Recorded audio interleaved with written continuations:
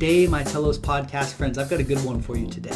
Imagine a new blockchain app that comes out and it's got a forum and a reputation system, something like Steemit. And then imagine it has a marketplace as well, maybe something like Craigslist where you can buy and sell goods and services, and then also add a profile section where you can talk about who you are and what type of services and value that you add to the community, maybe something like LinkedIn. Now put this all into one app and then start rewarding people for human interaction, for adding value, for building community. Well, this is the inroads to a new type of society, something looking with a bigger vision. And this is a really big picture and cool podcast with a lot of neat concepts, but also this is something that's happening right now. This is the Seeds app. It's going live on February 20th. In this podcast, we'll dive into all the different parts of it. We'll tell you how to maybe get in the community early if you're lucky and fast, and also maybe pick up some tokens while they're available. So this is a wide range of podcasts. It was fantastic. It was Rieki from Seeds, and just a really interesting show. And as always, this is sponsored by Hybrid.Games, the sound engineer Scott. Scott, you are a legend, and check out Hybrid.Games. Just giving shout out to Scott, and also check out Crown.club. The Crown token, the Crown DAC community is a fantastic community doing big things. That's what it's all about, my Telos podcast friends. Without further ado, let's just talk to Rieki from Seeds. You're here because you know something. What you know you can't explain. The Telos Podcast.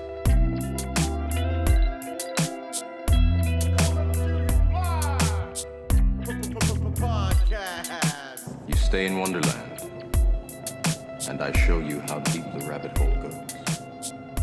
Welcome to the show, Rieki. How are you doing today? Doing fantastic. How you doing, Brandon? It's great to see you again. And for those of you watching, Rieki's going to have a couple shows back to back here. The next one coming up with the Common Stack, where we're talking about technology and how these technology stacks are basically bringing us into a new way to operate in societies, and just human nature kind of coming out. And that's one of the coolest thing about these projects is all this human interaction. And if you're listening to this early enough, Seeds, the app, is going live on February 20th. So if you're listening to this, Rieki, is there a free account or something people can get for that Seeds app launch? Yeah, so if you sign up when you watch this, I believe it's going out on the 19th, so there's a little short notice there. But if you go to joinseeds.com and you sign up, we're actually inviting everyone to the app. Usually you have to get an invite from an existing user, but this way you'll be able to be one of the first people into the app and be able to explore it, play around, and all that fun stuff. Killer. What's the free app, it's a free account, a free Telos account that you're offering with people who sign up. And what are they going to be able to do in the app? And do they get to make up their own new account name? And what's that look like? Sure. Yeah. So they get to make a Telos blockchain account name. So we just call it a Seeds account for simplicity. But this same account could work everywhere else within Telos. But the app itself, we're calling it a passport. So it's called the Seeds Passport. And kind of piggybacking on what we were talking about with Jeff, is this technology gives us the foundation to set up a different form of civilization and different form of societies, essentially. So it's like what comes after the nation state, like what comes after the structure that we've inherited. So the passport that we're putting out there is actually a tool that allows people to set up different forms of society. So that's why we call it a passport, because it's someone's essentially passport, into this new type of society. So what people can do inside of it is there's a wallet component. So same thing as banking, you can exchange funds, receive funds, and that sort of thing. But then we also have a governance portal where people are going to be able to participate in governance decisions, put up proposals and get funding if the community passes them, vote on current ideas. There's also a forum where people are able to discuss ideas and earn rewards for doing it. So we've taken a lot of ideas of Steemit and other blockchain-based social media platforms, looked at what worked. And so we have a reputation system in there where people are earning value for sharing their ideas and participating in this forum. We also have a marketplace where we're showing some of our first partners and the different offerings that they've put to the community. So you'll be able to see there, find different organizations that are... Our bias right now is regenerative, so we find a lot of organizations who are trying to do good for the people on the planet. And then finally, there's a people section. So this is kind of what we call a LinkedIn for regenerators. So it shows all the other people who are part of it and what their interests are, what their skills are, and facilitates different forms of connection. So again, we call it a passport because there's a financial component, there's a governance component, there's a way for people to interact and earn rewards for doing that and find each other and build, play, and connect. Very cool. So with the proposals, is that some sort of like similar to this Telos worker proposal system where projects can put out ideas and earn seeds to see those ideas out? Yeah, it's very similar. It's using a lot of the same construct as the worker proposal system as well. Ours is a little bit more focused, especially at these early stages. So the first proposals that are going to be, there's 3 different types of proposals.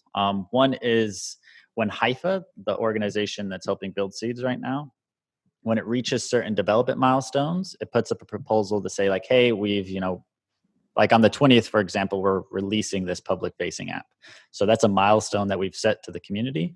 And then we'll put up a proposal that says, hey, we've reached this milestone. Can you reward us X number of seeds for having done that? So it's actually the seeds or the citizens of seeds that are determining whether or not we as an organization even get paid for building out seeds. So that's one type. We really like that actually too, because this guarantee gives a lot more guarantee to the community that we're actually following through with what we're saying we're doing, and we're not just taking a bunch of funds from the project without following through. So we have to keep putting out these different developments and earning these milestones for ourselves. But more important, there's another bucket that's reserved for partnerships and alliances. So different organizations can come and offer something to the community, whether it's a discount or something free or whatever, and request seeds in exchange. So this is how we're building out all the different alliances and organizations who are going to accept seeds and join this movement. And with this framework, we've got almost 115, last time I checked, different organizations who are allied with seeds in some way. So we'll start seeing right after the 20th them coming through with a lot of proposals. So that will be a pretty active space. Okay. The last proposal type is for campaigns. So the majority of seeds are actually set aside for the citizens themselves to determine how they want to give them out. So instead of just doing an airdrop like a lot of other projects have done, we're doing what we call earn drops in the form of these campaigns.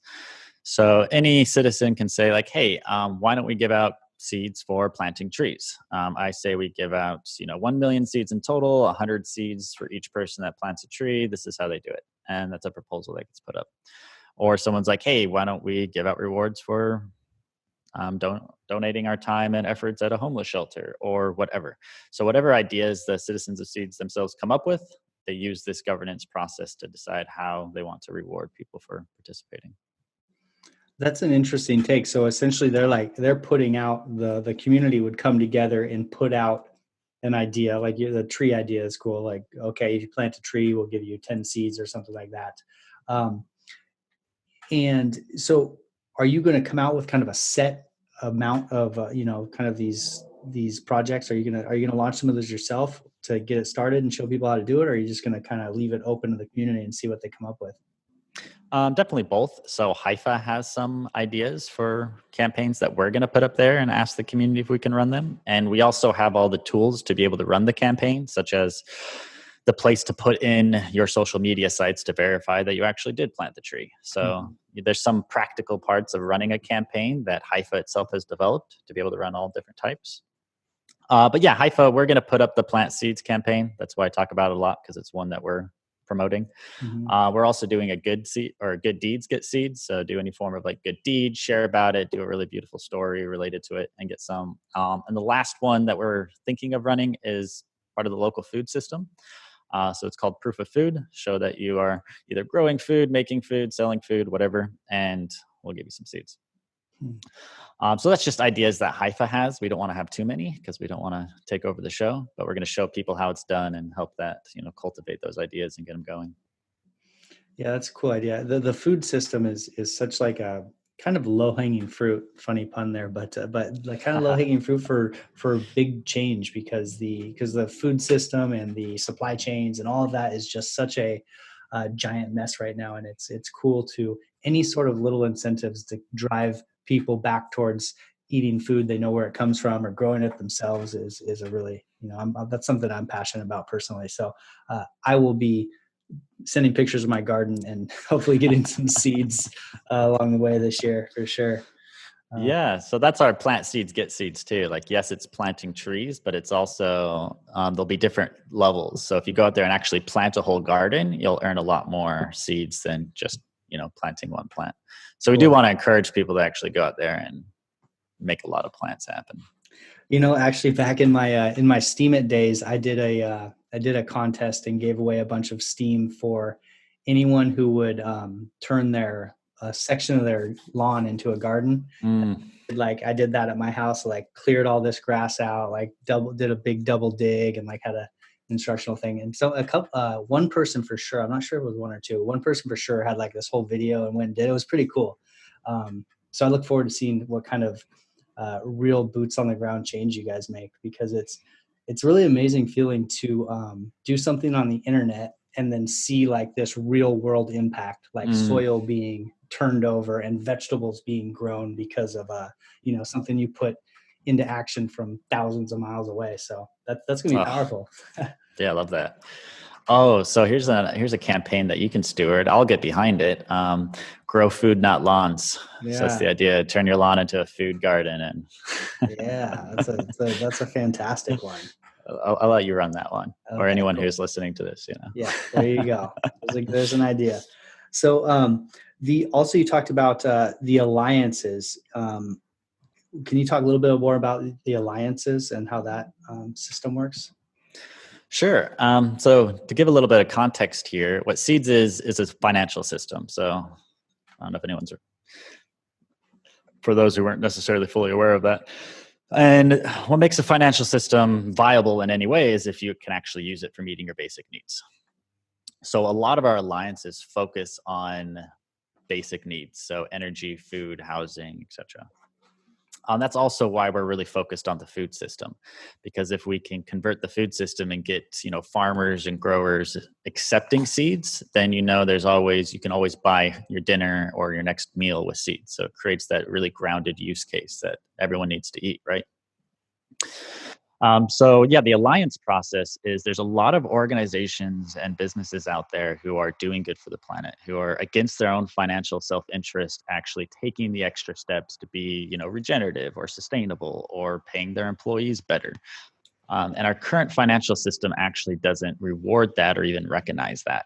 And we believe that's at the foundation of our global crises right now, is just how our economic and financial system rewards behavior. So it kind of rewards us to do these awful things rather than rewards us to do these beautiful things. So we want to shift that. So the first step we're doing is actually any organization out there, but we're promoting this towards the organizations who are doing a lot of good, can come to Seeds and say, hey, I'm a tree planting organization. We've been doing it for 10 years. We've really dedicated our time and energy to this movement, and we'd love to get a grant. So that could be their proposal and how they actually step into the system and say, yeah, we'll start accepting seeds and using seeds to pay our employees, and we'll start adopting this as best as we can, and we'd love to be a part of this. So they can come and ask for a grant. Or another one, which is a perfect use case and some that we already have, is marketplace platforms. So every digital marketplace needs to be able to accept payments, and currently all their options charge a bunch of fees. So Seeds, again, is a better than free way of accepting payments. So it's a really easy sell because we're giving these organizations a way of accepting payments that doesn't actually cost them fees. And if they're doing good for the world, they can even earn some more money on top of that. So let's say there's a peer-to-peer food growing platform, which we actually have a couple partners like this, and they show up and they say, hey, we've been helping people set up local food systems. We've been really working towards this regenerative society, and we'd like to get a grant in Seeds for all this great work that we've been doing, and for us to be a partner and to start accepting seeds. And all these seeds that alliances are getting are actually held in escrow until the go live event, which is going to be about a year from now. So what this does is just aligns all of our interests. It gets all these different organizations and businesses part of these seeds. It connects them with it. And as the value of seeds is going up, as adoption spreads, then the value they're holding in seeds is going to be increasing with it, so that they now have a vested interest in spreading this movement, telling their community about it, getting them onboarded, etc. So what we're really trying to do is not grow our own community per se, but tap into existing communities and give them a financial system that helps reward them and just pull in all these communities. So we're kind of working at this like network of networks effect. Yeah, that makes that's such an interesting concept, and we had the benefit of talking, you and I and Jeff Emmett, with the common stacks on the last podcast, and there's something sticky about small communities or like-minded people having their own currency that they kind of have control over, and he's launching that to a bunch of different villages in Kenya, I believe, is what it was. But it sounds similar to this, like a local currency. But what you're saying is that as opposed to it being kind of a boots on the ground local currency, we're talking about a online community or a bunch of alliances that are choosing to be a community because they're like-minded. Is that kind of a good summary of what you're? Yeah, absolutely. There's this funny term called glocal, which is like global local. Okay. Uh-huh. So yeah, it's all the benefits of a local currency, but now it's on a global scale because, I mean, that's where our world is headed. Mm-hmm. It's headed to a global civilization, a globally connected humanity. So we're saying that let's create societies not based on just proximity of where you live, but based on how united you are in your purpose and your passions and your focus. So now these communities aren't necessarily, again, bioregionally local, they're unified with a purpose. So that's what Seeds is about. It's people who are interested in driving value towards regenerating our planet, having a financial system that they get to direct and control and be part of, evolving. They can join this, and that could be their shared purpose that unites them. And for people who aren't really interested in that idea, there's other financial systems that are for them. Yeah. What do you kind of predict? I know predictions are tough, especially with something so new, but with some sort of tipping point or some sort of semi-network effect where this engine for Seeds starts turning and it's able to self-sustain. It sounds like you've given yourself kind of a year runway to get everyone going, trading seeds back and forth and interacting. Do you have like a number in your head or like some sort of amount of alliances, or what's it take, do you think, to make this kind of work and gain traction and then like have longevity? Yeah, that's a really good question. And I don't want to answer that because we're doing a lot of models right now to figure out the answer to that. But that actually is what determines go live. So we're saying it's about a year from now, but in November, we're going to put up a proposal with hard figures there saying, hey, our target is this number of allies, this number of residents and citizens, and this number of bioregions represented. So how dispersed across the globe are we? And then finally, the last metric we're looking for is the growth rate. So how much is our economy growing month over month? So those four metrics together are actually what we're going to look for to say, okay, is this economy robust and healthy enough for us to switch on the stabilizing effect? Because before that point, seeds are actually fixed. There's a fixed supply of them. So it's the same as most cryptocurrencies where there's a finite supply, increasing demand, the price is going to go up. If the demand is increasing. But seeds are intended to be a better than stable currency within the second part of its life. And this doesn't actually switch on until that go live event. So that's when, inflation will start. We'll actually start growing new currency and rewarding them and distributing them out and all that stuff. Okay. So it sounds like your team and you are kind of working with some sort of algorithm or some sort of prediction as to what stability looks like. And that's when the go live will happen. Because, and I guess there's some part of it would seem that you want enough people using seeds that they aren't necessarily, let's say I'm selling a basket of apples and I'm getting paid $10 US dollars worth of seeds. Let's say it's 100 seeds. A lot of times people just want to cash that out and get the US dollar. But it seems like your concept is to get enough network effect where I'll keep that and I'll spend it on one of my other friends' fruits or one of my other friends' products. Like I'll keep it within the network. Is that the goal, is to get people to not sell and kind of use as a part of their barter system? Yes, 100%. That's absolutely go. So again, if we're mapping towards a lot of crypto projects or even startups, they typically have this liquidation point where people who got in early or they earned a lot of the stock or equity or currency or whatever is representing value in that network.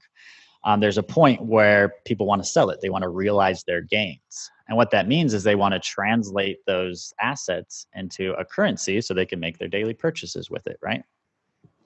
But if we're inherently are a currency, what we want to do is get to the point before we go live that at that transition point where it goes from looking more like an appreciating asset to looking more like a currency. And for people to not want to have this sell pressure at this point, what we want to have is that they can just start using it as a currency and they don't need to sell it, right? Mm-hmm. And even more so, actually, I want to kind of share something. Yeah, absolutely. And this comes out in podcast version too. So as you share, kind of give a quality description of what people should be seeing on the screen. Yeah, cool. So what I'm showing here is a graph that's showing the comparing seeds to other types of financial tools. So we have one graph that's showing like the top cryptocurrency and like massive volatility. So I actually mirrored the exact graph of the crypto market with this one. So it's got these huge waves. Mm-hmm. Then we see this traditional investment. So this is what, stocks, security, real estate, gold, has looked like the past decade. So it's just been this like gradual incline. Okay. And then we have seeds. So seeds is actually designed after go live. So after this point where we transition to be more stable. So you see this kind of like waving, but doing like a flat line. And then what we have next is national currencies. So national currencies are actually losing purchasing power anywhere from 3 to 12% every year. So if you're holding your value in US dollars, you're basically losing value the longer you hold on to them. Mm-hmm. So this is the big issue that we have. So what we want to do is make this a reality before that go live event so that cashing it out into other forms of national currencies would be, stepping into a financial asset that's just going to be losing you value. So it would be really not ideal. And the only reason you might do that would be that you need to make purchases with it. But if you could make your purchases with seeds, then there would really be no vested interest in switching out those seeds for other national currencies, right? Mm-hmm. So what's the mechanism or like kind of the principle behind the stability of seeds? You have the national currencies that are losing value. You have the cryptos that are all over the place. How do you kind of keep that stability like that? Yeah, so it's actually semi-complex, but fairly simple. And essentially what we're doing is we're tracking our own GDP. So our own volume, our own demand for the currency, and we're increasing the supply to meet that demand. Interesting. In very short form. So it would be like Bitcoin. As more people are wanting Bitcoin, it just actually increases the amount it's inflating per block. But the reason Bitcoin's so volatile is the supply growth has no relationship to the demand growth or how the demand's affecting it. The US dollars are kind of that way. Central banks have wanted to do this, and that's actually one of the big drives towards a digital currency, so they can get more effective at how they're doing financial policy. But when paper money was moving around, there was no perfect information on the economic volume of that financial asset, right? So it wasn't actually possible to set up a protocol with paper money to track this. So we actually are in a really beautiful phase of financial systems where we do have this perfect information and we can map it and say, okay, we can see how demand is changing over time and we can mirror our supply so that the actual true value, the inherent value, the purchasing power of that currency remains more stable. So I see on the kind of the supply end, adding more supply to meet demand to keep the price even makes sense. What about on the other end, like sell pressure, basically? How do you kind of support the price on that end? Yeah, really good question. So we actually have a consistent. So when you're looking at the value of that asset, what you're looking for is the circulating supply, not necessarily the total supply. So we have this function called planting within seeds, where you have to take your seeds and lock them out of circulation. It's the same mechanics that banks are using when you have to have a minimum amount in your bank account or you open up a term deposit. You're restricting your access to the currency for a certain period of time. So as people are joining the network, they have to take seeds, lock them out of circulation. If you want to increase how much transactions you're making, you only make you're only allowed one transaction per week per seed planted. So if you want to make more free transactions, you actually have to take more currency and lock it out of circulation. If you want to progress from citizen or from visitor up to citizen, you actually have to, again, stake more of the currency out of circulation. So that's for individuals. For businesses, the same thing. If they want to set up a business on it, they have to take some currency and lock it out of circulation. And what's really cool about this is joining the network actually doesn't cost people any money because they can unplant that and leave if they want. But as long as they're part of the system, they have to have taken that currency out of circulation. Taking proposals and putting them up there actually burns currency. There's a whole lot of different services that Seeds is going to offer that we call, zero marginal cost services like insurance contracts, escrow contracts. There's some different decentralized finance tools that we're going to do, which we can get into later. So all of these things actually burn currency or burn seeds when you're using them. So as long as the economy is actually being used and people are joining it and finding value in it, we're going to constantly have this downward pressure where we're taking currency out of circulation. So this is to make up for any losses or changes where there's a decrease in demand over a period of time. So in this case, we actually just don't grow any currency. But the modeling we've done so far is we can handle about a 2.5% drop in demand over a period of time and still be creating more currency. So we could still have a harvest where we're increasing the total supply of seeds, even if there's a decrease in demand. And how did you mentioned that proposals will burn currency? How's that function work? Yeah, so it's the same thing with Telos. Actually, I think you just stake it. So we changed ours. If you put up a proposal, you actually have to burn currency in order to do it. So you do have to, put your money where your mouth is. Okay. But if it's a funding proposal and it gets passed, then it'll just refund you for that. Okay. Interesting. That's such a cool concept to be going with. You mentioned a DeFi system. What was that? I kind of sorry. So DeFi is short for decentralized finance. Yeah. Okay. What was there? Oh, that's what I was wondering. What's the plan with DeFi or decentralized finance and Seeds? Ooh, okay. So this is a really cool one. So I'll just talk about one of them. There's several things that we're going to do, but one of them is similar to what MakerDAO is doing with collateralized debt positions.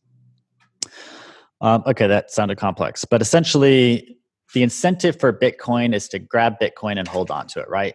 What everyone says is you want to hodl it, put it in a hardware wallet, store it in the ground, and put it in a time box and never touch it for 10 years. So the incentive is you want to grab this asset and hold it.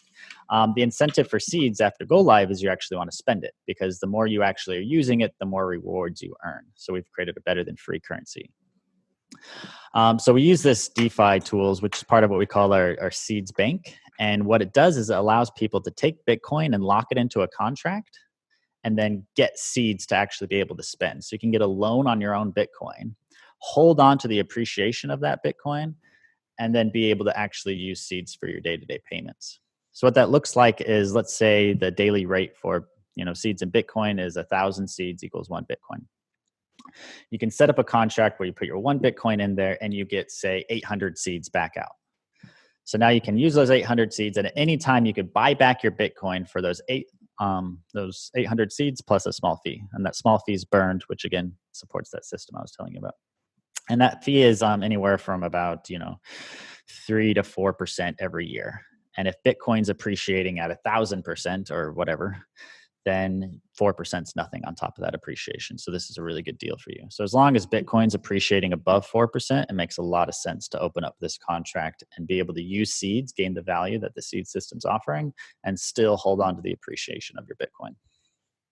Yeah, very interesting. What happens if the concept there also is that the seed should stay stable as Bitcoin does its thing. Seed should kind of stay stable. So, okay. Well, what's really cool about that is this actually supports our progressive market making on the secondary markets to help get seeds more stable on those markets. So how this looks is you have a contract where you can buy back your 1 Bitcoin for 800 seeds. And if the value of seeds actually goes down, then you could buy back your Bitcoin at a discount than what you set it up for. So it creates an incentive for you to be like, yes, okay, let me go buy back my Bitcoin. Mm-hmm. It's the same thing in MakerDAO and how that's set up. So the idea here is that then those 800 seeds are going to go out of circulation because they're going back to the bank. And then the bank can actually decide that, hey, if demand is going down for seeds or the price of seeds is dropping, we're not going to open up any new contracts, and we're only going to let people close them.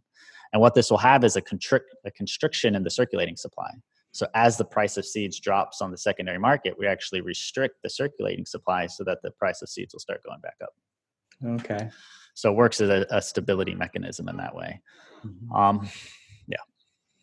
And are you going to be, I mean, it also seems like, well, are you guys going to be having market makers that are going to be on the DEXs and keeping liquidity through for seeds? Sure. Haifa itself is going to be doing some market making. That's one of the organizations here. We've had some people in the community talk about doing it. One of our alliance members, they do market making, so they've offered to be able to do that service. So we'll certainly have some market making. It's not necessarily intrinsically part of seeds as a system, but it's just something that creates a healthy and robust economy for sure. Mm-hmm. Yeah, and it seems like it fits with that ability to essentially lock up a Bitcoin, get a loan of seeds. You can do market making with that. As long as your market making is going okay, then you're going to be able to buy your Bitcoin back. You can essentially fund your market making.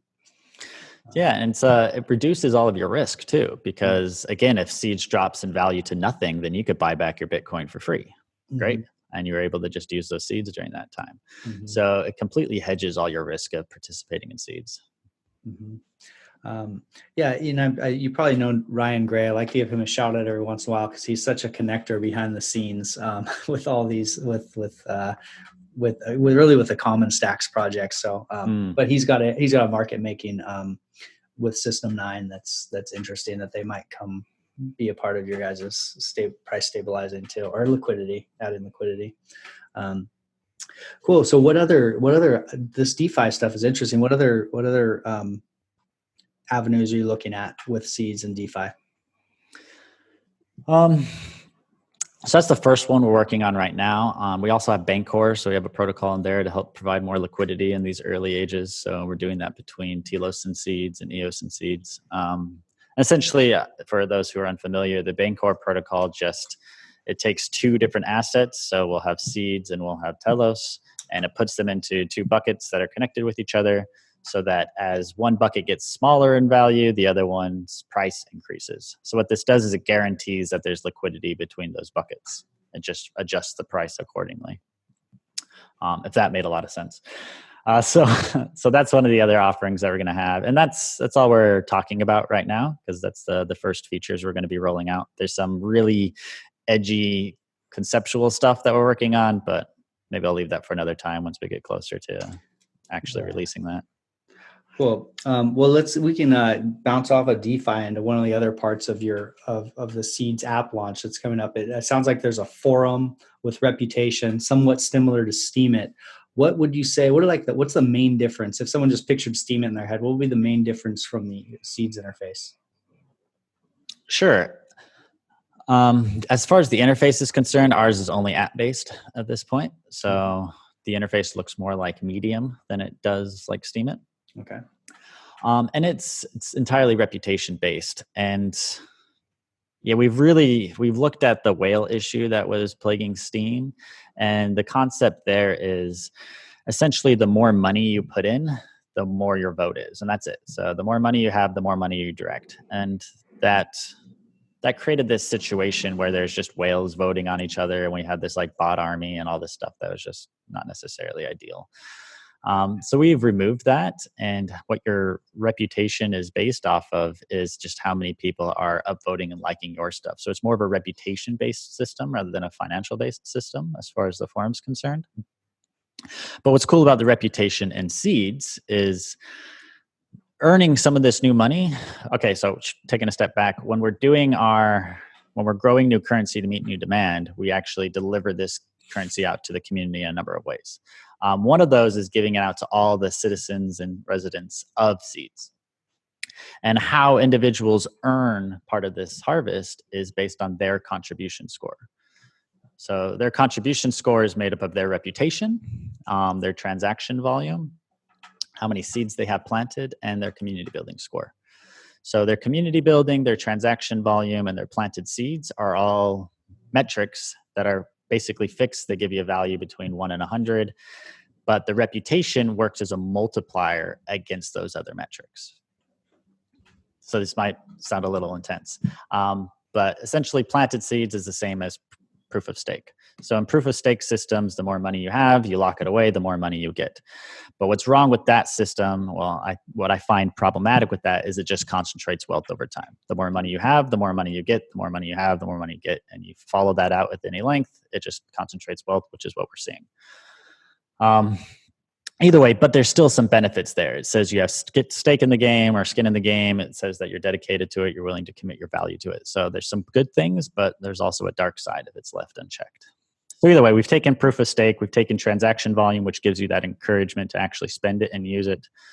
There's the community building, which encourages you to invite people and help grow the movement in a number of ways. So those are all ways that people can participate, but none of them mean anything if your reputation's 0, because then your reputation is going to zero out all those scores and you're going to end up earning nothing. And what's really powerful about that is that the reputation can then be used to eliminate bad actors and prevent any type of hostile takeover. Because if our governance system was fully driven by how much money you have, then old money systems can come in here, buy up all their reputation or buy up all the value and buy up all the voice and drive it to whatever will they want. And again, that's a problem that we've seen in cryptocurrency systems, is that they're basically oligarchies. They're saying, okay, governance by the wealthy. And we're pretty familiar because we moved to Telos for this reason, but this was, very potent within EOS, and why they shut down the worker proposal system within EOS, because they were afraid that it was going to be abused. That, the people who were basically driving that platform, who had the wealth to buy up all the voice, were just going to, be self-serving and use that worker proposal system to grow their own wealth. So they actually had to shut down their governance system because they realized they set up an oligarchy. This is my interpretation of it. So either way, so this is all pretty complex, but so rolling it all back, so you can earn reputation for participating in the forum, and this actually works as a multiplier to how much voice and value you're getting out of that system. And then there's tokens that are distributed based on how many upvotes you get. They're distributed evenly, or are they based on reputation, or how are the tokens then kind of? Yeah, cool. So there's a 2-token system within the forum. So we have what's called forum points, which is a type of token. And this is what you're earning when people are upvoting you. And people's upvote weight is based on their contribution score multiplied by their reputation. So how much they contribute determines how much their vote is worth. And then each day, the forum actually tracks all the different upvotes that everyone got and delivers reputation out to them. So there's a finite amount of reputation that's delivered on any day, and it's delivered proportionately to how many forum points people earned throughout that day. Interesting. Okay. So do those token or those points, they have any value? Are they going to be their own tokens? No, not necessarily. I mean, not how people see tokens. I mean, they're non-transferable, not really fungible. So they're just something that you capture and gain. So more like a Reddit point system. Okay. And so that makes sense that it's basically what you've done over time, the work you've put in gives you your reputation and gives you your power or your influence, as opposed to how much money you have. So it's kind of like delegated proof of stake, but your stake being what you've done, basically, huh? Yeah, that's what we really wanted to capture. We call it proof of contribution. We really wanted to capture a much more nuanced picture of how you're contributing to the system and the whole network, right? So you can contribute by helping the economy grow, i.e. making exchanges. You help contribute by committing value, i.e. planting, i.e. proof of stake. You contribute by, actually helping other people get on board, setting up events, running community engagement proposals and stuff like that. But you also contribute by actually putting up proposals and passing them. So you earn reputation. If you put up a proposal and it gets passed and you follow through with it, you can earn reputation. If you don't follow through with it, you actually lose a significant amount of reputation. So that's something else that we've put into our proposal system, is that there's some recourse if you say you're going to do something and don't do it. Mm-hmm. And you also earn reputation for voting on proposals. So we've created an incentive there to actually participate in governance and be financially rewarded for doing it. There's a couple other ways that people earn reputation, and this system will definitely evolve as people start getting involved in it and coming up with different ideas that we can start, tracking and rewarding people within our system. But yeah, that's the general concept. And what we've got right now is really just a foundation. So we call it like the minimal viable society, right? But this foundation is meant to be expanded upon. So we have those 4 areas of contribution, but those 4 areas could turn in 5, 6, 7. Those things could be expanded. How we're delivering out reputation can get more nuanced, and we want it to be that way. And this is also part of the decentralized governance process, so that anyone who joins this can come up with an idea like, hey, why don't we actually track how smart you are and give you reputation based on that? And we're like, hey, how do you actually track how smart someone is? He's like, you know what? I've been working 20 years on this algorithm that's able to figure it out. And we're like, oh, that's a really cool algorithm, Mm-hmm. And then we can have this debate and be like, yes, that's really cool. We do want to see how smart people are and have that be a part of the reputation. I don't actually think that. I think that could get weird and draconian, and I don't know how we would measure that, but it's just a concept. Yeah. So who kind of makes the decisions as to let's say as you expand the example you gave, who kind of makes those decisions? Is that your leadership team? Is there like a leadership team who said, yeah, we're going to add this to the algorithm? Or are you going to try to somehow open source that to the community, or what's that look like? Yeah, it's already out there to the community. So that's also a part of the proposal process. So I talked about the 3 funding categories of proposals, but there's also a referendum category, which evolves and changes the code and proposes new type of code updates. So everything we've built within Seeds so far, all the different values are settings. So if there's an existing value and you just want to change it, let's say the growth algorithm was at 2% and then he wants to change it to 1%. That just can come up to a very simple proposal. And if it's changed, it'll just change it in the code base.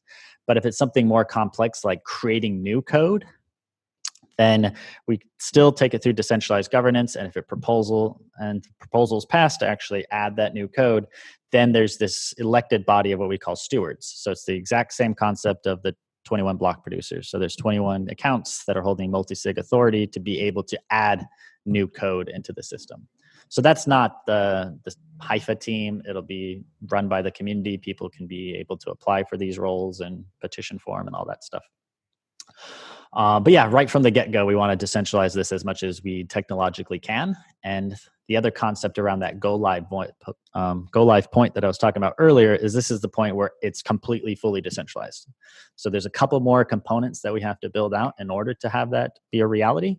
But that is the goal. And even from the February 20th launch, there's a great deal of it is already decentralized. Definitely the token contract and who governs that is already governed by the Seeds citizens themselves. Cool. And you mentioned stewards, which sounds a little bit like Steemit witnesses or block producers. Are they going to be running nodes and actually producing the blocks, and then as well as updating the code if needed? Or what's the role of a steward, and how do they get elected? Okay, go ahead. Yeah, because we're a DApp on Telos, so we don't need to create our own blocks or do that. But if for some reason, let's say Telos failed and we needed to run our own blockchain, this gives us the foundation. So that all stewards then need to do is just start a node up and start creating blocks. So the foundation's there for us to be able to do that if necessary. But in the meantime, or if that situation ever occurs, all the stewards is they have multi-sig authority to be able to update the code base. Okay. So it's their job to make code updates and stuff like that. So same thing as block producers, but without producing the blocks. Okay, cool. Well, over at Telos San Francisco, we'll produce some of your Seeds blocks for you along the way, I'm sure. So cool. Awesome. So how are those stewards selected? Cool. So this is another little change that we wanted to make is we're not such big fans of politicking and people wasting all their energy just trying to tell people why they're great. So to be a steward, you have to prove that you're technologically capable of doing it. So we've actually made the application process needing to demonstrate that your team, or at least you're connected with someone who can make technological updates. So that's our first step. Second step is you have to have a certain number of seeds planted. So you have to be financially committed. And then if you pass those requirements, you're put into the basically the waiting pool. And then the waiting pool is ranked based on reputation. And again, reputation's earned by actually passing proposals, contributing to the community, participating in the forum, and these other ways, so that we've encouraged now people who want to be these stewards to add value to the community in a bunch of different ways rather than just trying to collect votes. Cool. And so do you see this forum kind of as the kind of like the town center for all the going on in seeds? Do you think this is kind of the main piece that the other things orbit around, or is it just one of the other pieces? Ooh, I haven't really looked at it like that, and I'm not really sure what form or shape it'll take if it becomes a central component. But how we are seeing it, wanting to see it be used, is that's where all the ideas for any type of proposals start. And within the app, it actually links those two back and forth. And I think this is really cool. So if you're in the forum and you're having a discussion and people are upvoting and downvoting comments, and you do a proposal for what was discussed in that forum post, it actually pulls out the highest and lowest ranked comments in the proposal itself. So when people are going through the proposals and looking at it, they can see what people thought that were against it and what people thought that were for it, and get a quick snapshot of the community feel. But yeah, we really want to integrate these two components so that we have this place where all the ideas are being discussed in a very clear and well-organized manner, and then that being able to go over into the proposal section to actually vote on it and fund it if need be. That's a really cool idea. That's something that is Telos is kind of lacking with the worker proposal system, is some sort of conversation around not just the metrics of what's getting done, but kind of just the conversation, like the top comments against and for. Somehow highlighting those is such a killer idea, integrating the forum like that. So hopefully maybe that'll carry over to Telos. Has Telos said we want to take that idea yet? I don't think they know that idea. They're learning about it just now. All right. Well, there you go. The Telos community that's listening, that's a cool little Definitely. I mean, forum. Yeah.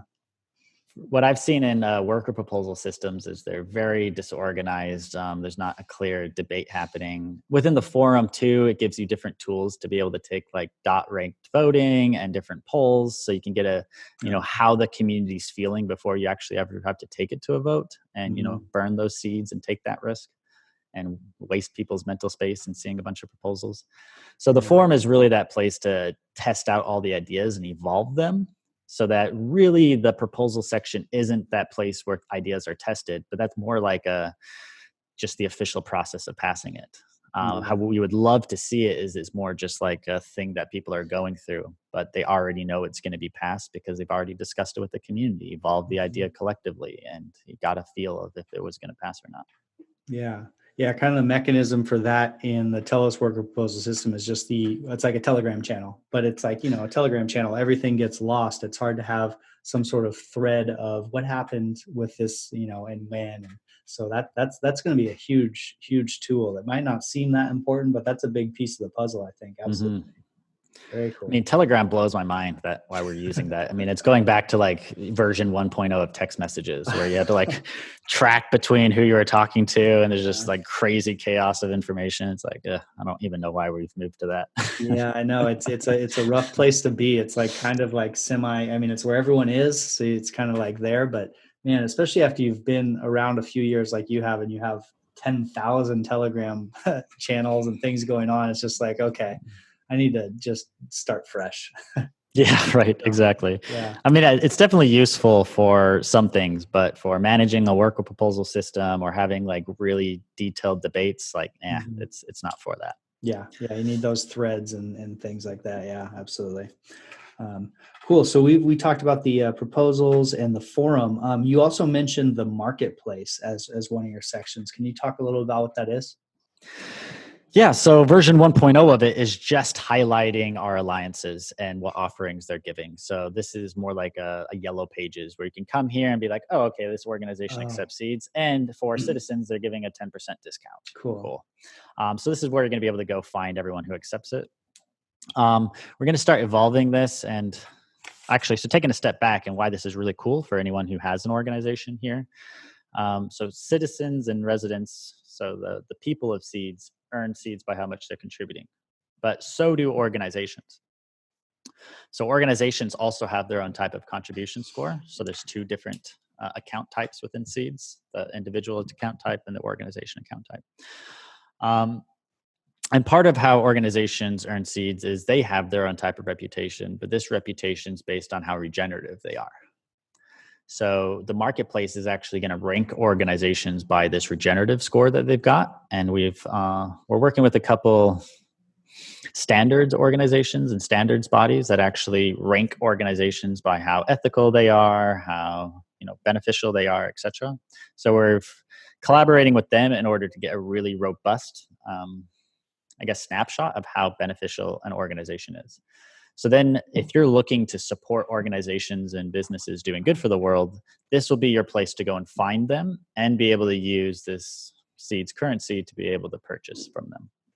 So that's really how we see that marketplace being used. Also, individuals can put up any type of offerings as well. So just like, Craigslist, for example. So you can come on there and say, hey, I'm a naturopath, or hey, I'm selling donuts, or whatever you're doing, and it'll be found in that marketplace as well.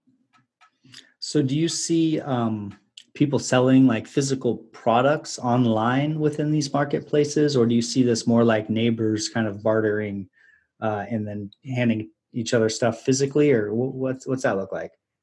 Yes. Both. Nice. Okay, we'll see. So that and all the above. Like there's the individual offering. So that's, neighbors or just you offering something. And there's also the businesses that could be found there. So there's two main parts of that marketplace. So those individuals, it might be neighbors, but it might also be you be doing drop shipping or whatever. So the idea is you just say what you're selling, what you're offering, you put it up there, you signal yourself how you can transport it to them, whether you're going to drop it off in person or if they have to pay for post mail or whatever. And then Seeds just facilitates the payment of it all. What's really cool is that it does facilitate this payment. It does connect people and it charges no fees.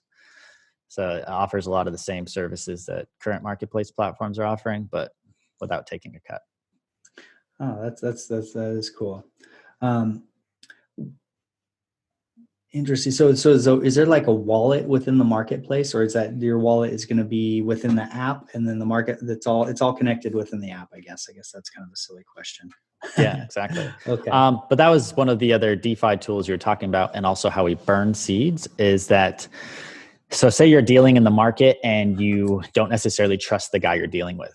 There'll be a secondary option that allows you to do escrow. Oh, okay. Yeah. That then makes sure that the deal is actually followed through. And if it didn't, it gives you arbitration, etc. But if you're using those additional services like escrow and arbitration, there is a small fee. It's going to be like pretty nominal, around like 1%. But then this fee is burned. So this is part of what's destroying the currency regularly. So what we do is we offer exchanges for free, better than free even. But if you want to have all these extra features on top of it, then you can buy the things that you want and pay the fees to make that happen.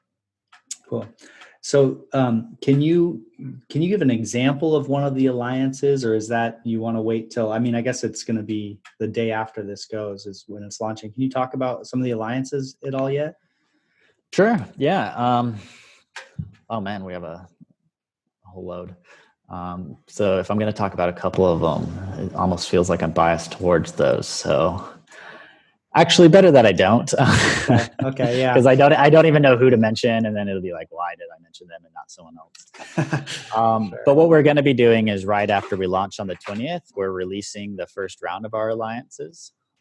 So we'll do that as a Medium article. We'll try to share it around as much as possible. And the article also doubles as this pledge to get other alliances to be able to join the movement. So it's just kind of like stating what we're doing, like, hey, this is a movement towards a regenerative society. Like we're living in this global renaissance right now where we'll be able to recreate how civilizations are set up. And there's all these movements and organizations and people who want to be part of this. Like, let's align, let's bring it all into one financial and governance system and support ourselves. So that's kind of the notion. And then we let all the organizations who meet those criteria of doing good for the world join this alliance, get some value, and help them get more traction for what they're doing. Very cool.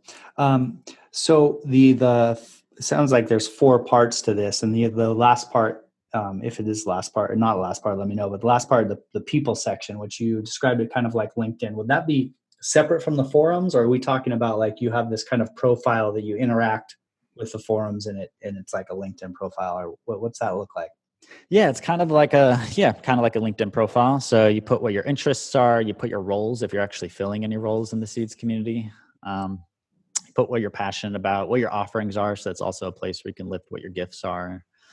And then you can say a little bit about yourself. So based off those interests and your passions and what your actually jobs are, which is all tracked in there, it might connect you with people who share those interests or who are have a similar job as you. And then if you have a project you're doing, you can go there and you can type in gardener and find a gardener to be able to help you do your gardening or any project that you're doing. But this profile actually moves through the forum with you. So this is what shows your face and helps people connect with you when you're leaving comments.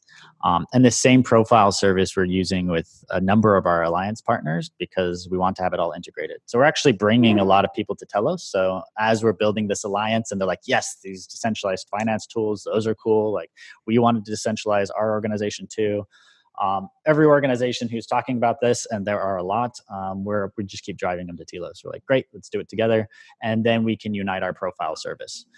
We can unite our currency. We can share value and reputation systems. Like you're actually tracking ecological state change and regeneration. That's really cool. We can build that into organizations and use it as part of their reputation. So there's so much like synergy and overlap that can happen if we all start like integrating. So that's what our move is that this profile is a one profile that you can step into, and it's built on Telos. So any Telos app could actually pull the data from this profile as well. So that's what we want is that they come in here, they can build one profile in a really beautiful way, and then it follows them throughout the entire Telos ecosystem as it expands. Oh, very cool. So is this a separate part from the app itself? Or, I mean, is this a different section of the app itself? We have the Seeds app that's kind of got the forums and the reputation system and the marketplace, but then you have this is a separate thing that'll follow you all around Telos outside of the app? Sure. Well, the app, I mean, all it is just like a website on the internet. So the app just interfaces with Telos. Mm-hmm. So all of the information that we just talked about that's happening in the app is actually being stored on Telos. What's happening in our forum, any other application on Telos can pull that data. What's happening on our, governance system, any application can pull that data. So that's what's really cool about blockchain and this interoperability that's happening is any application can pull any of this data. And what's already happening, and we're expecting this to happen, just not so soon, is one of the community members is starting on so this is a little bit low key. So people listening to this, you get a little insight.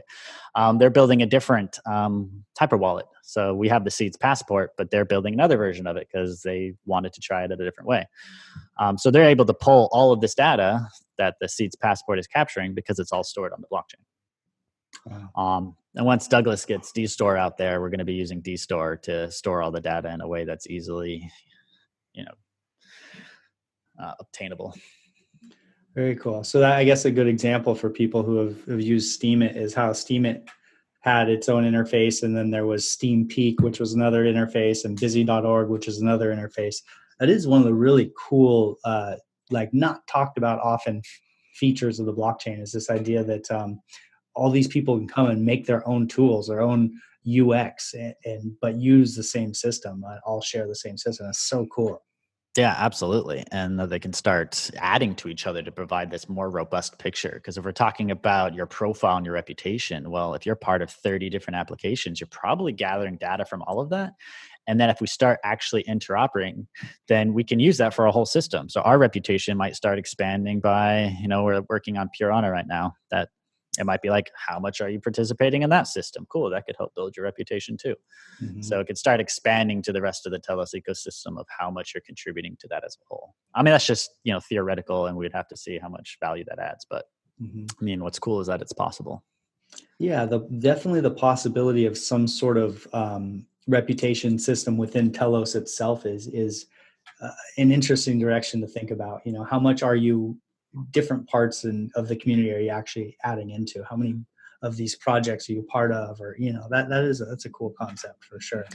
Yeah, definitely. And once we start experimenting with this different way, Telos might even choose to adopt some of it. Say like, hey, why don't we use some of our inflation to reward our most committed community members, like those who are actually downloading all the dApps and have accounts in them and are using them? Like, why don't we just give them some of the inflation? Mm-hmm. So yeah, I think that could be a really cool idea, is just financially incentivize actually engaging in it and helping it grow, Yeah, Definitely. I mean, the groundbreaking idea here is just the fact that it gets away from this real cutthroat, just like I'm going to do this and make money type of mentality that's so pervasive. It's, there's lots of benefits to that free market capitalism type of thing, but also there's this untapped part of human nature where people like working on stuff and building stuff and being part of community. And if we find another avenue to reward them for doing that, it's such a beautiful thing for sure. So this is like, these things can work. It's not one or the other. I like the idea of things working together and just kind of becoming more robust. It's very inspiring for sure. Oh yeah, absolutely. Yeah. And even when it comes to like financial and economic systems, for some reason our culture is so polarized and they look at it as a dichotomy. I mean, on the global stage today, it's like, oh, we either have communism or capitalism. Mm-hmm. And it's like, well, actually, no, there's a million different ways we could do it. So I mean, and actually, I want to share this analogy because I think it's really beautiful. And, humans go through a certain growth throughout the quality of our life. So we start off as a baby, we're completely dependent on our parents and the system out as a whole. Then we become a teenager where we're like really independent and kind of rebellious and we don't think we need our parents at all, right? And then we grow into a full adult, some of us, where we get more mature and we're like, hey, actually, I do value that relationship with my parents. So what this looks like, it goes from dependent to independent to interdependent. Mm-hmm. Mm-hmm. And we actually see that with that flow. If I want to map it out, it's that, like communism is not actually how it was supposed to be set up, but whatever, like what people think it is where you're dependent on the state, right? Mm-hmm. And then you have this capitalism where you're independent. You don't necessarily need it. You're on your own. You can build your own wealth, etc. But we have this third stage, which is a little bit more mature and taking the benefits of both, where it's this interdependent, where we're actually choosing to do things collectively and collaboratively because of all the value that we gain from that, because we value that relationship and we want to, and we get so much more by doing it. And that's the stage we're moving into as humanity, is we were through this like really rebellious, obnoxious phase of capitalism, where it's just like, everyone for themselves. And now we're moving into this new stage where like coming back together and being like, wait, actually, no, tribes make sense. That's how, humans evolved for most of our like entire evolution. So that makes sense. Like, how do we take all the benefits that capitalism has brought and all the benefits that tribalism has brought and merge them together in this more cohesive whole, Mm-hmm. Yeah. And also that nature makes sense and it has some sort of value, because one of the really cool concepts that came out in that Common Stack interview was this idea that when we put a straight dollar value on everything, not everything necessarily has a dollar value. If you look at, I'm looking at the redwood forest out my front right now, and one of these trees are worth like $10,000 or $15,000 if you cut them down. And so if you're looking at nature just as a dollar symbol, it makes a ton of sense to cut these redwood trees down and make money off them, because there's other value outside the dollar value. There's the value of beauty. There's the value of, the oxygen that it puts back in the air. There's the value of the whole ecosystem that we kind of, in that fully independent stage, that rebellious teenager stage, we forgot about the other things outside in nature that kind of matter. So yeah, that's another avenue that we kind of come back towards the center. And I think that's a really cool concept too, so anyway, just kind of. Yeah, absolutely. And, even if you tried to do a dollar value, I actually think we would turn up negative, because that tree is producing oxygen, which is valuable. And there's a dollar value on oxygen. Let's take all the oxygen out of the world and we'll see how much people pay for that. It's also preventing floods. Okay. So there's an insurance value on that. Every time a flood happens, how many dollar value of homes are destroyed? It's providing, it's sequestering carbon, which is preventing runaway climate change. Like, how valuable is life on this planet? Okay. I don't know. So there's all these things that actually, I think if you took into full account of how much that tree is providing in value, it probably would exceed how much we can get out of board feet of cutting it down. And then even with that very rational, dollar number perspective, we'd be like, oh wait, no, we should keep it in the ground because it's more valuable to do that. But that would require a different, accounting and tracking system that we currently don't have.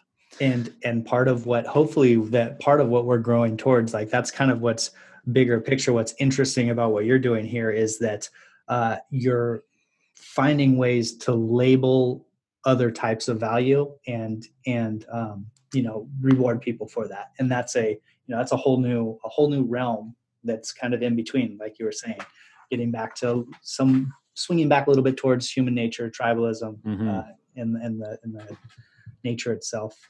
It's a really cool concept. And allowing for it to evolve. So again, just to kind of reiterate here, we've come up with what we call the minimal viable society. So that's what we're launching, is like, here's the minimal toolkit that we need to just get it going. But it's definitely designed and intended to continue to evolve towards more complexity as we figure out new ways to track value and reward each other for that. So it's entirely what it's designed for. So how it looks and feels today is just getting it started. And I hope and intend that 5 years from now, it's almost unrecognizable, because we've been able to grow and evolve it to such a complex point to be able to capture all these different forms of value in more novel and beautiful ways.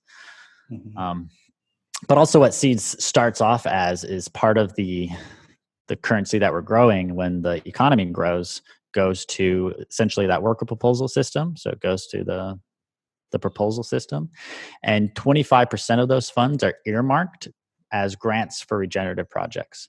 So replanting native forests and not intending on cutting them down, that will never be profitable within our current context. Making our rivers drinkable again and cleaning up the pollution, that's not really profitable either. Growing free food forests in towns so that, homeless people and people who just want to eat food for free can. That's not going to be profitable. But all of those things provide tremendous value, and we need to do it if we're going to thrive as a species. So what we've said is like, hey, let's not figure out how to make this profitable. Let's just put money towards that. So now there's money that'll start existing, and then the competition now becomes not how can I save humanity and make it profitable, it's how can I use these resources most effectively to regenerate the planet. So now everyone's coming up with different proposals to say like, hey, I want to plant a food forest, hey, I want to replant this native forest, and then the citizens themselves get to decide like what we're funding and how we're funding it. Wonderful. What a killer project. So I want to do a little bit of a recap to make sure that we kind of cover the whole scope of what Seeds is doing, and then give you a chance to point people towards the app launch on the 20th and the 19th, get their free account for the 20th. So we talked about the proposals, the forum and the reputation, the marketplace, and kind of the people section, which is somewhat like LinkedIn. Was there any bigger sections of Seeds that we glossed over a little bit you'd like to dig into? Probably not something that I necessarily have. Actually, you know what? Yes. And let me share it, because this is really important, because we've talked about Seeds being a better stable currency. So that has people thinking right now that it's intended to be a stable currency right now. So it's like, why would I join Seeds right now? Because I'm trying to get into assets that are meant to appreciate in value, right? So I do want to elaborate that Seeds, just like other living systems, has two very distinct phases of life. So when we look at, a baby growing inside a womb, the protocols that govern that growth are exponential protocols. I mean, this baby is rapidly growing at an exponential rate at some parts of that life. But then when that baby grows into a full-grown adult, the protocols shift from growth to stability. So living systems have these phase changes that, for some reason, our financial and economic systems ignore. So Seeds goes through the same thing. So we're in this phase change right now where it's designed for the token to actually appreciate in value. Again, it's a finite supply of them, and this stability protocols don't start until go live happens. So about a year from now. So actually just here, let me pull this thing up and I'll share a little graph that helps explain this perfectly. Perfect.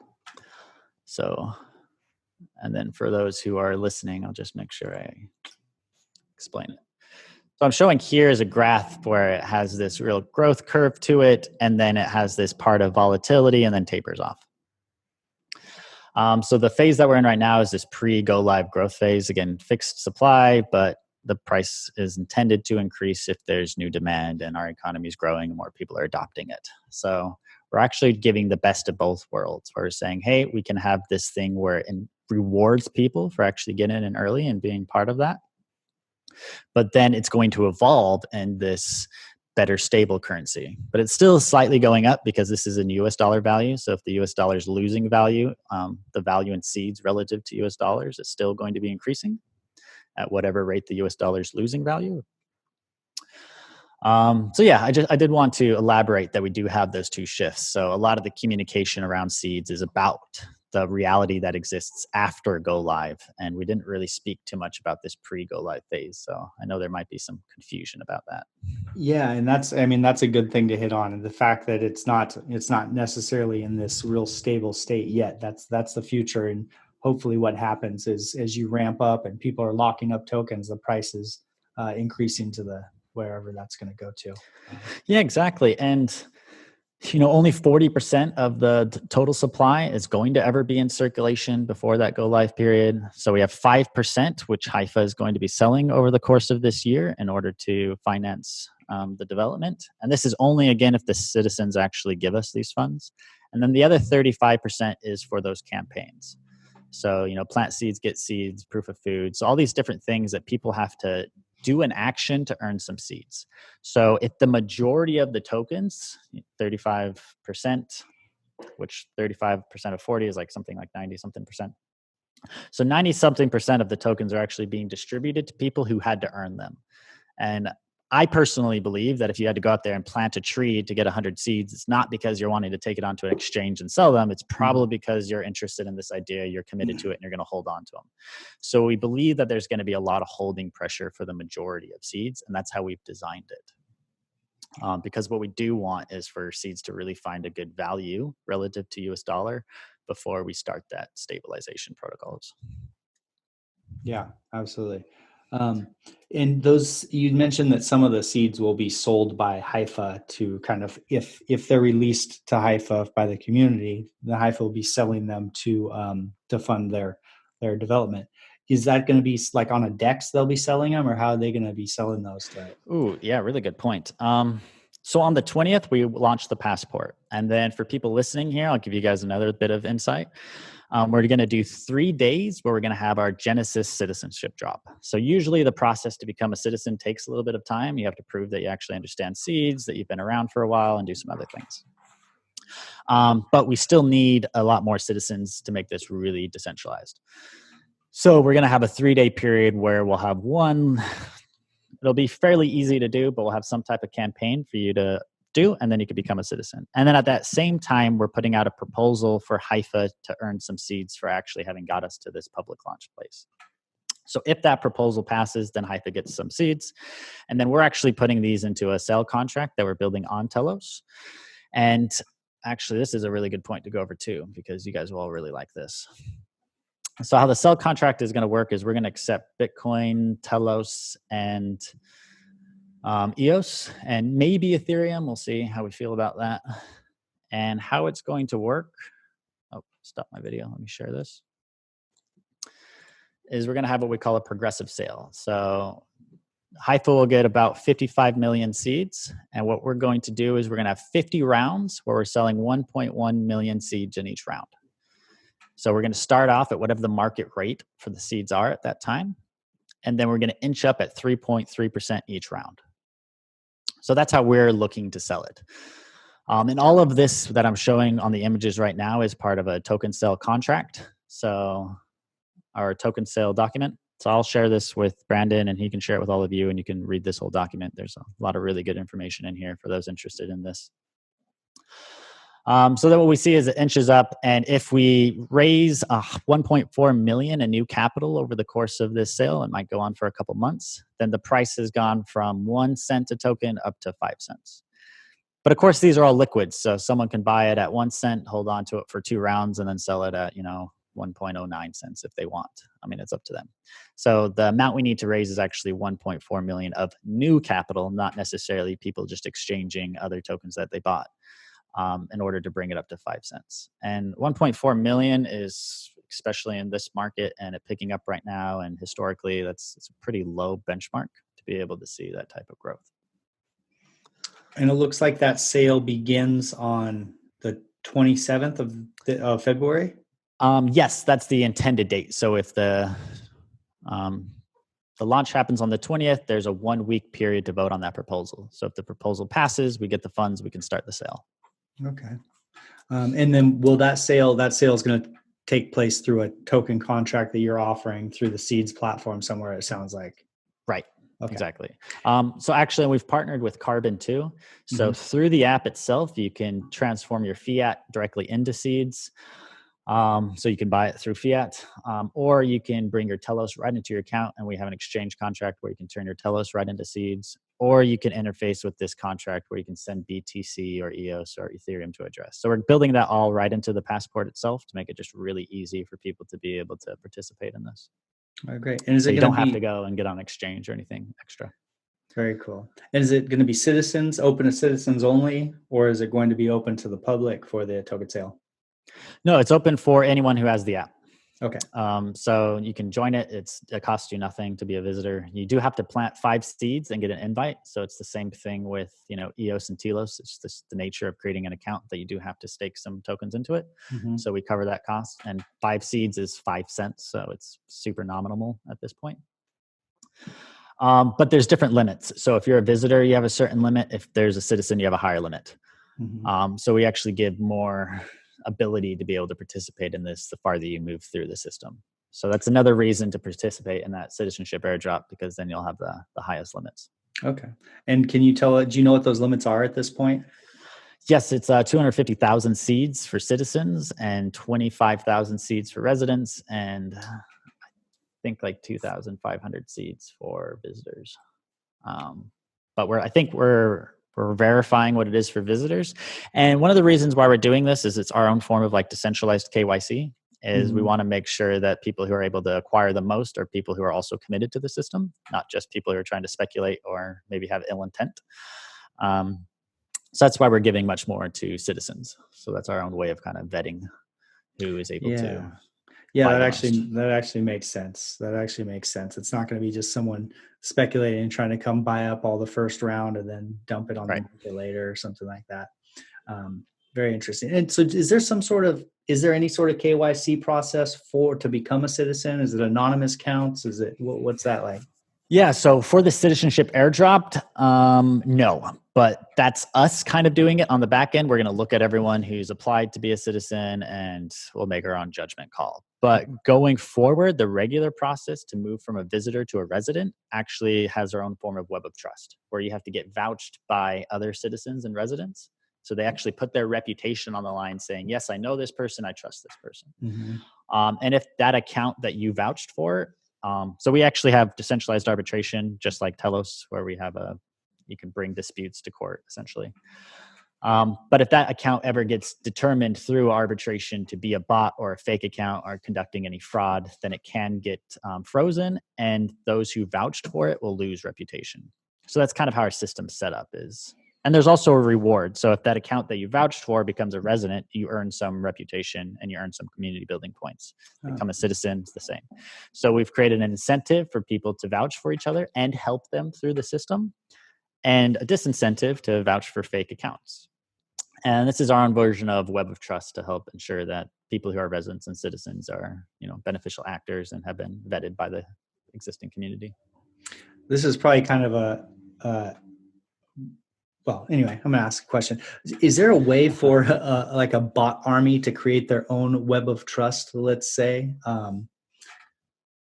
If you have a lot of bots that are vouching for each other, is that an attack vector? Well, the vouching is multiplied by reputation. Okay. So those bots would have to gain reputation, which is a very difficult thing to do, especially for a bot.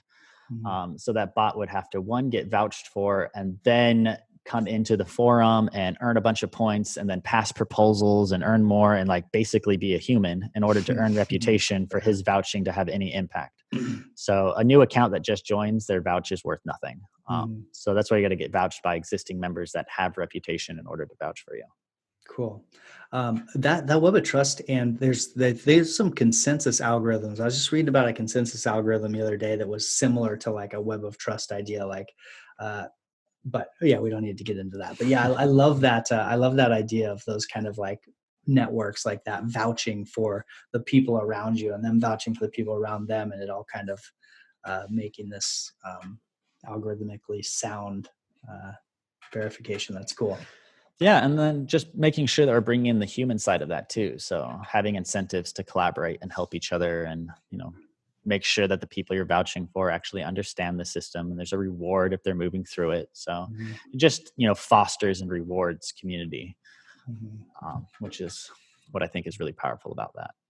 That's what we need to drive towards. More community, more human interaction. This is good stuff, man. Absolutely. Great. Well, February 20th, the Seeds app is going live. February 27th, a possible opportunity to buy some seeds early, some seeds tokens early. And any other announcements or places, directions you want to point people on social media or anything like that? Yeah, we have just for the token sale side, we were selling seeds, but we were on Chainrift and they just decided to close their doors. So we just actually had to close our Chainrift sale. So we're only left on one exchange right now that people could go to. And there's a very small number of seeds left on there because now we're just going to wait for the 27th. But if you just, couldn't wait to get seeds, then you can head on over to Nudex and you can buy some seeds up there. All right. Otherwise, yeah, we can leave the links to our social medias in the podcast notes, I'm sure. Great. Yeah. And I'll post a link to your token sale. You said you had a description and some maybe a little white paper or something to go with that. So, yep, definitely. And if you sign up on our website, joinseeds.com, you go there, you sign up, then you're going to get an invite to the app. Yes, but you're also going to get the first release of this document that I was showing a little bit to the people who are watching. You're going to be the first ones to get that when we're ready to publish it. Fantastic. Well, this has been a wonderful talk again, Rieki. I appreciate your time coming. I love how you and I can connect on opposite sides of the world. It's getting dark here, and you daytime's just starting here. Yeah, you got a beautiful day going on there. So it was rad to have you on the show again, man. And my Telos podcast friends, that is the show for today. Cheers. Cheers. Good talking to you, Brandon. You too. The money is not the prime asset in life. Time is.